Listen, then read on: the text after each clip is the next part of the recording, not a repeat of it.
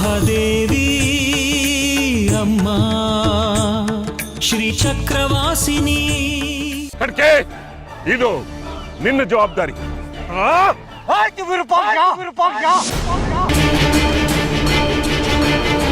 ನಾನು ದೇವು ಬಂದಿದ್ದೀನಿ.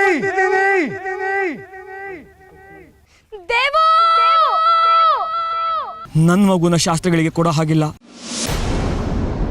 ಕ್ಷೇತ್ರ ದರ್ಶನಕ್ಕೆ ನನ್ನ ಮಗುನ ಆಡ ಇಡೋ ಹಾಗಿಲ್ಲ. ಅದನ್ನ ನೀನ್ ಹೇಳೋ ಹಾಗಿಲ್ಲ. ಮಾತು ಕೊಡು ದೇವು ನನಗೆ. ಮಾತು? 10 ವರ್ಷಗಳ ನನ್ನ ಈ ನರಳಾಟಕ್ಕೆ ಮುಕ್ತಿ ಕೊಡ್ತೀನಿ ಅಂತ ಮಾತು ಕೊಡು. 10 ವರ್ಷಗಳಾದ್ಮೇಲೆ ಒಬ್ರನ್ನೊಬ್ರು ನೋಡ್ತಾ ಇದ್ದೀವಿ.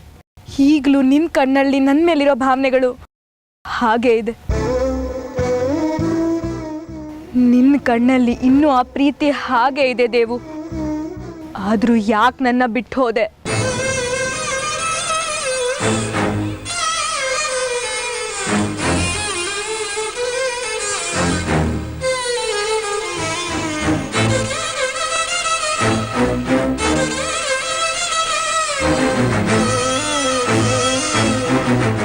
ಮಾವ ಭುಜಂಗ ನಮ್ಮಪ್ಪನ್ ಕೊಂದ್ರು, ನೀನ್ ಬಿಟ್ಟು ಹೋಗಿ ನನ್ನ ಕೊಂದೆ. 10 ವರ್ಷಗಳ ಕಾಲ ನಿನ್ನ ನೆನ್ಪಲ್ಲೇ ಮರುಗಿ ಕೊರುಗಿ ಸತ್ತು ಬದುಕಿದ್ದೀನಿ ದೇವು ನಾನು. ಇದಕ್ಕೆಲ್ಲ ಪರಿಹಾರ ಏನ್ ದೇವು? ತನ್ನ ಮಗಳ ಜೀವನ ಹೀಗಾಯ್ತಲ್ಲ ಅಂತ ಅಪ್ಪನ ಆತ್ಮ ಅದೆಷ್ಟು ಕೊರಗ್ತಾ ಇದೆಯೋ. ನಿನಗೆ ಗೊತ್ತಾ ದೇವು, ನೀನ್ ನನ್ನ ಬಿಟ್ಟು ಹೋದ್ಮೇಲೆ ಈ ಊರಿನ ಜನ ನನ್ನ ನೋಡಿ ನಗ್ತಾ ಇದ್ರು, ಅಣಕಿಸ್ತಾ ಇದ್ರು. ಮದುವೆಗೆ ಮುಂಚೆನೆ ತಿರುಗ್ದೋಳು ಅಂತ ಆಡ್ಕೊಂಡ್ರು. ಆ ಸಮಯದಲ್ಲಿ ನೀನ್ ಎಲ್ಲಿದ್ದೆ ದೇವು? ನನ್ನ ಹೆಗಲ್ ಮೇಲೆ ನಿಂದನೆ ಭಾರ ಹೊರಿಸ್ಬೇಕು ಅಂತ ಆಗ್ಲೇ ನಿರ್ಧಾರ ಮಾಡ್ಬಿಟ್ಟಿದ್ದ?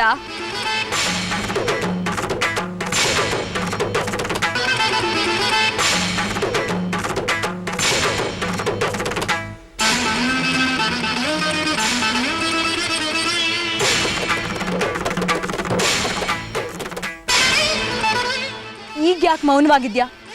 ಮಾತಾಡು, ಮಾತಾಡು ದೇವು.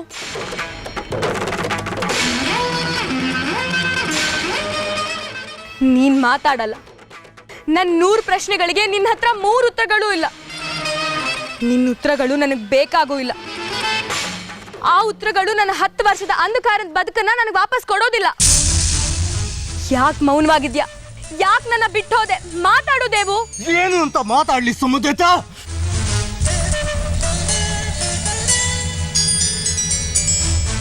ಆವತ್ತು ಹಾಗೆ ಮಾಡೋದಕ್ಕೂ ಕಾರಣ ಇತ್ತು ಸಮುದ್ರತ. ನಿಮ್ಮಪ್ಪನನ್ನು ನಮ್ಮ ಮಾವ ಜಾತ್ರೆ ತೇರಿನ ದಿನ ತ್ರಿಶೂಲದಿಂದ ಇರಿದು ಕೊಂದ್ರು.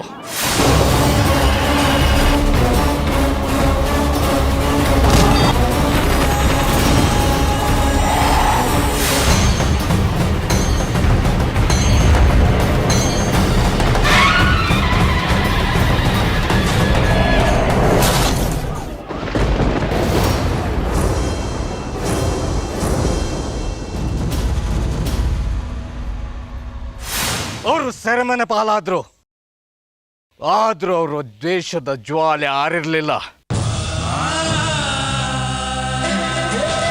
ನಾವು ಪ್ರೀತಿಸ್ತಾ ಇದ್ದಿದ್ದು ಇಡೀ ಊರಿಗೆ ಗೊತ್ತಿತ್ತು. ನನ್ನ ಮಾವ ನನ್ನ ಪ್ರೀತಿನೇ ದಾಳವಾಗಿ ಬಳಸ್ಕೊಂಡ್ರು. ಅಪ್ಪ ಅಮ್ಮನನ್ನ ತೊರೆದು ಬಂದಿದ್ದ ನನಗೆ ಅವರ ಋಣ ಇತ್ತು. ನನ್ನ ಹತ್ರ ಮಾತು ತಗೊಂಡ್ರು. ಹರಿದಾಸ ಕುಲಕರ್ಣಿಯ ಮಗಳಾದ ನಿನ್ನನ್ನ ಬಿಟ್ಬಿಡು ಅಂದ್ರು.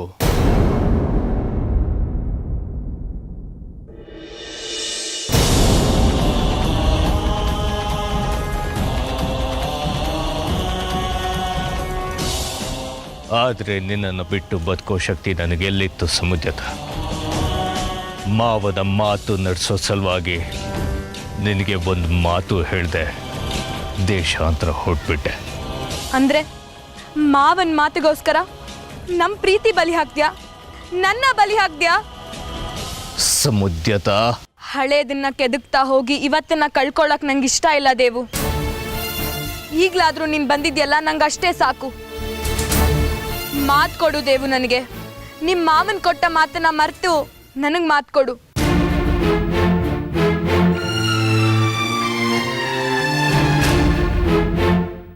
ಏನಂತ? ನೀನು ನನ್ನ ಮದುವೆ ಆಗ್ತೀಯಾ ಅಂತ.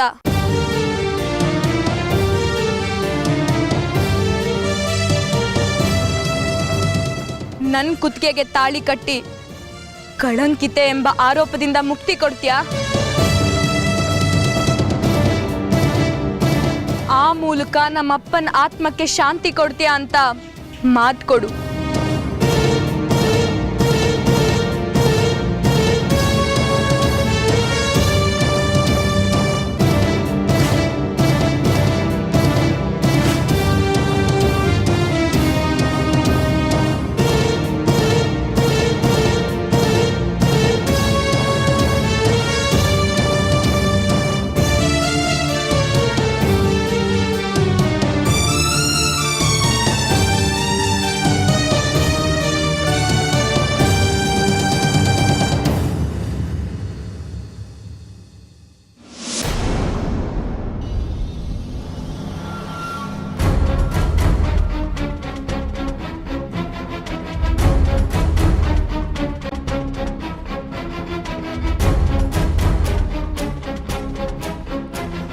ಮಾತು ಕೊಡು ದೇವು.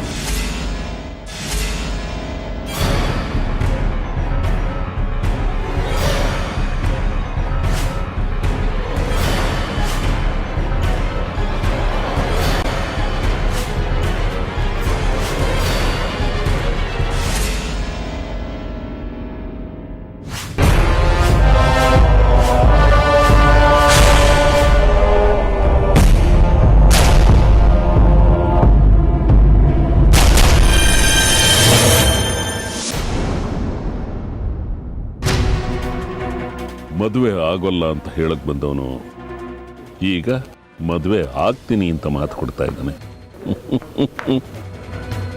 ವಿರೂಪಾಕ್ಷ ಶಾಸ್ತ್ರಿ ಅಂದ್ರೆ ಇದೆ.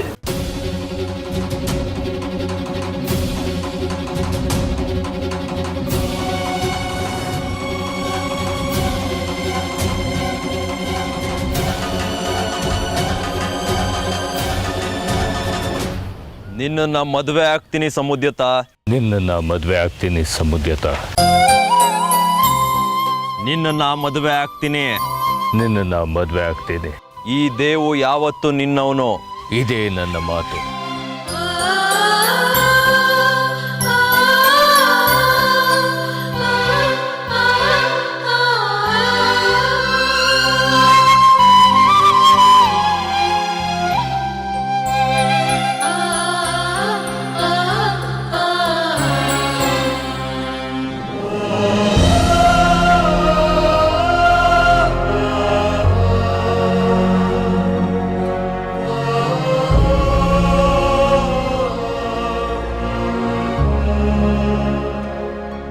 ಪ್ರೀತಿಯ ಗಂಧವ ತಿಳಿಯರೆಲ್ಲರೂ.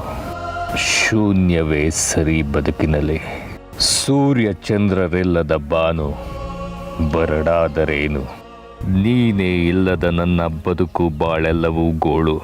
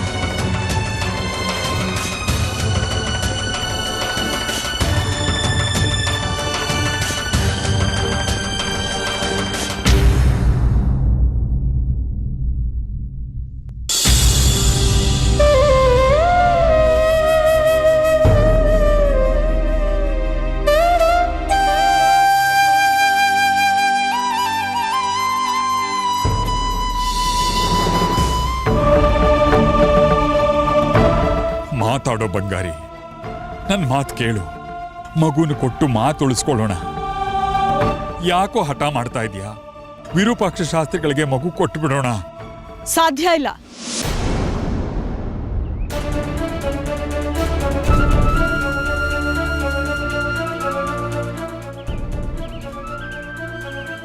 ಜಾಜಿ ಮಗುನ ಯಾರಿಗೂ ಕೊಡೋದಕ್ಕೆ ಸಾಧ್ಯ ಇಲ್ಲ.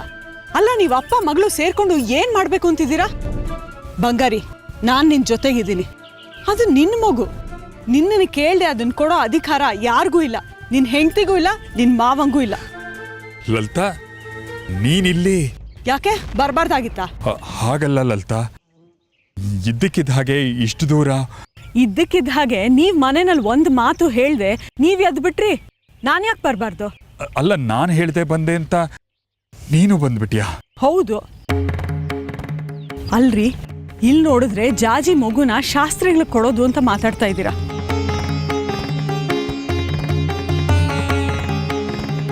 ನಾ ಎಲ್ಲ ಕೇಳಿಸ್ಕೊಂಡೆ. ಅಲ್ಲಿಂದ ಅದೇನೋ ಸತ್ಯ ಸತ್ಯ ಅಂತ ಮುಚ್ಚಿಟ್ಟು ಇಲ್ಲಿಗೆ ಬಂದ್ರಿ. ಇಲ್ಲಿ ನೋಡಿದ್ರೆ ಇನ್ನೇನೋ ಎಡವಟ್ ಕೆಲಸ ಮಾಡ್ತಾ ಇದ್ದೀರಾ.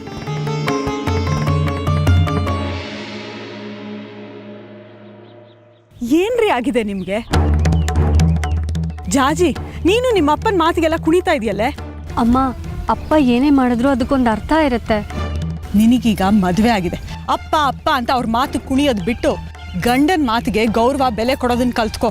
ನಾನೆಷ್ಟು ಬೇಡ ಬೇಡ ಅಂದ್ರೂ ವಿರೂಪಾಕ್ಷ ಶಾಸ್ತ್ರಿಗಳಿಗೆ ಮಗುನ್ ಕೊಡ್ತೀನಿ ಅಂತ ಮಾತು ಕೊಟ್ಟಿದ್ದಾರೆ.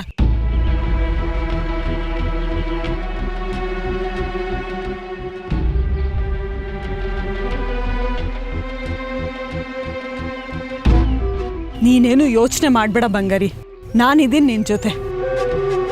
ನಿನ್ನ ಮಾತು ಮೀರಿ ಇವರಿಬ್ರು ಮಗುನ್ ಹೇಗ್ ಕೊಡ್ತಾರೋ ನಾನು ನೋಡ್ತೀನಿ.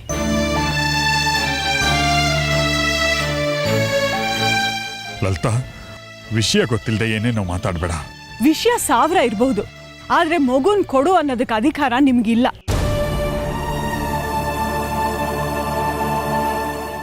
ಅದು ಬಂಗಾರಿ ಮಗು.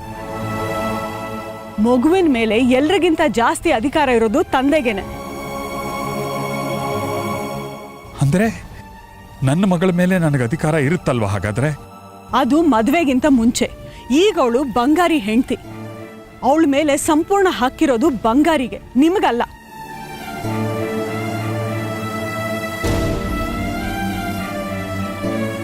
ನೀವ್ ಅವರಿಬ್ಬರ ಮಧ್ಯ ಬರಬೇಡಿ. ನೀವ್ ತಿಪ್ಪರ್ಲಾಗ ಹಾಕಿದ್ರು ಈ ಮಗುನ್ ಕೊಡೋದಕ್ಕೆ ನಾನು ಒಪ್ಪೋದಿಲ್ಲ. ಅದು ಬಂಗಾರಿ ಮಗು, ಬಂಗಾರಿ ಜೊತೆನೇ ಇರತ್ತೆ.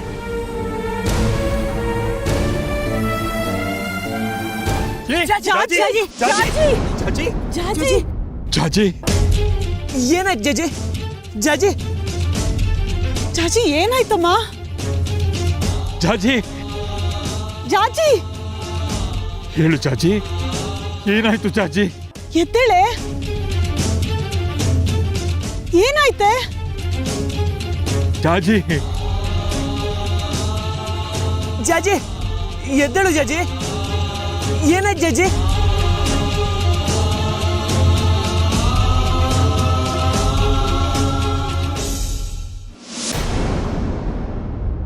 ಗುರುವಿಗೆ ತಿರುಮಂತ್ರನ ಸೂರ್ಯಾಂಶ. ಅದಕ್ಕೆ ಅಲ್ವಾ ಗುರುಗಳೇ ಇಷ್ಟು ವರ್ಷ ನಿಮ್ ಜೊತೆನೆ ಸೇರ್ಕೊಂಡು ವಾಮಾಚಾರ ಕಲ್ತಿದ್ದು? ನಾನ್ ಕಲ್ಸಿರೋ ವಿದ್ಯೆನ ನನ್ ಮೇಲೆ ಪ್ರಯೋಗಿಸುವಷ್ಟು ಬೆಳೆದ್ಬಿಟ್ಟಿದ್ಯಾ ಸೂರ್ಯಾಂಶ? ಬೆಳೆ ಬೇಬೇಕಂದ್ರೆ ನಾವು ಬೆಳಿಲೇಬೇಕು ಗುರುಗಳೇ.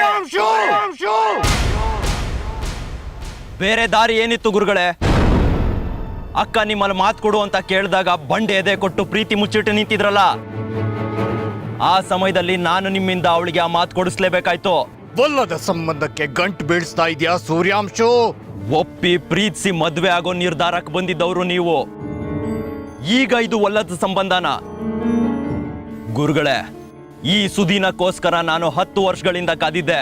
ಕಾದು ನನ್ ಮೇಲೆ ವಿದ್ಯೆನ ಪ್ರಯೋಗಿಸ್ಬಿಟ್ಟಿಯಲ್ಲ. ಸಕಾಲ ಬಂದಾಗ ಕಲ್ತ್ ವಿದ್ಯೆನ ಮರ್ತು ಮೈ ಮರೆಯೋದು ಜಾಣ್ತನ ಅಲ್ಲ ಗುರುಗಳೇ.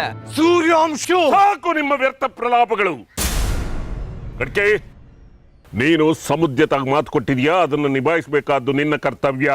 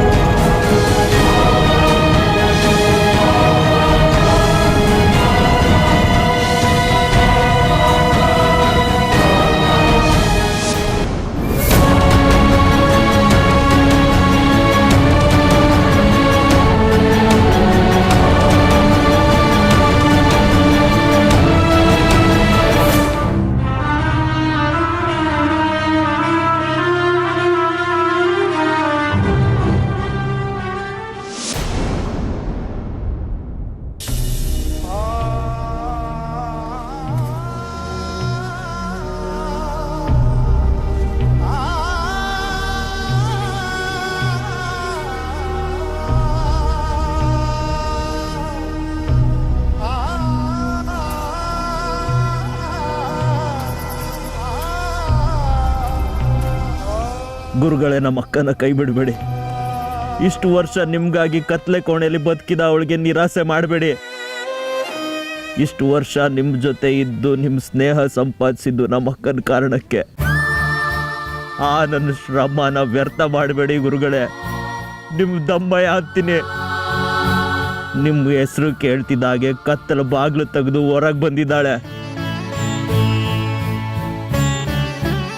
ಅವಳು ನಮ್ಮತ್ತೆ ಅಂಧಕಾರಕ್ಕೆ ತಳ್ಳಬೇಡಿ ಗುರುಗಳೇ.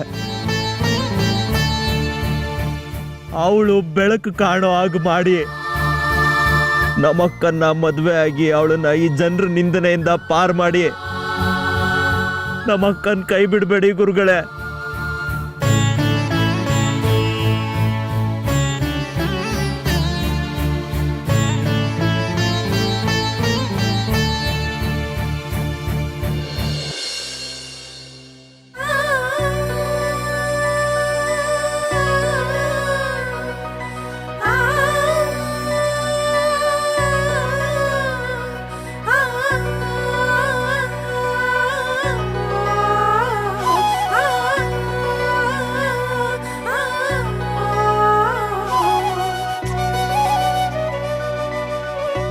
ಸಾಧ್ಯ ಆದರೆ ನನ್ನಿಂದ ಆದ ತಪ್ಪನ್ನ ಕ್ಷಮಿಸ್ಬಿಡು ಅಂತ ಸಮುದ್ಯತಾಗೆ ಹೇಳ್ಬಿಡು ಸೂರ್ಯಾಂಶು. ನೀವು ನನ್ನ ಅಕ್ಕ ಸಮುದ್ಯತನ ಕೈ ಹಿಡಿತೀರಾ ಅಲ್ವಾ?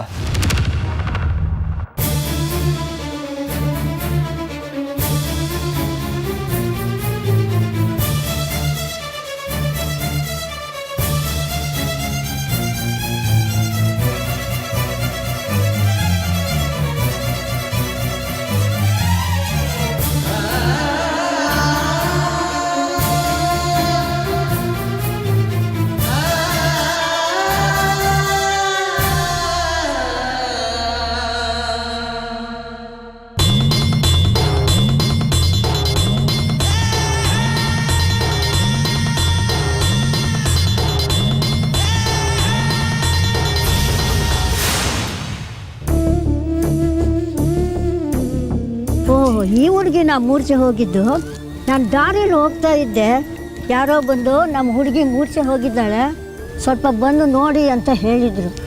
ನಮ್ಮ ಯಜಮಾನ್ರಮ್ಮ ಅವರು, ಇದು ನನ್ನ ಮಗಳು, ಇದ್ದಕ್ಕಿದ್ದ ಹಾಗೆ ಮೂರ್ಛೆ ಹೋದ್ಲು, ಯಾಕೆ ಅಂತ ಗೊತ್ತಿಲ್ಲ, ಸ್ವಲ್ಪ ನೋಡಿ ಹೇಳ್ತೀರಾ?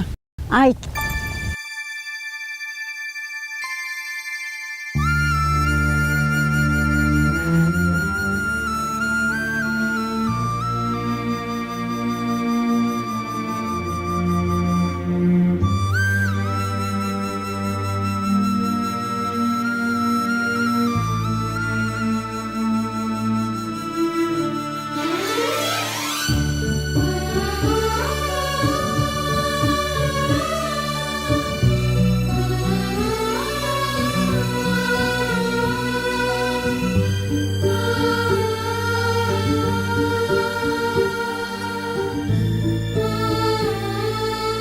ಏನಾಗಿದೆ ನನ್ನ ಮಗಳಿಗೆ?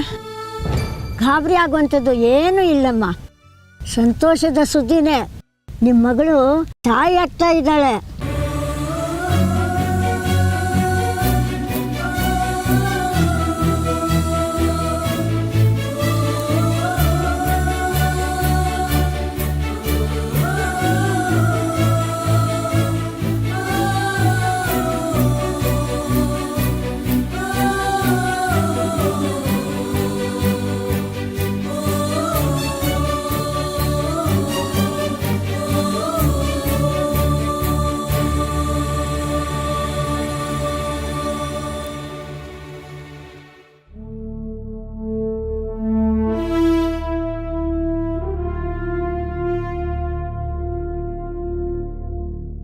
ಜಾಜಿ, ತಾಯಿ ಆಗ್ತಿದ್ಯಾ ಕಣೆ.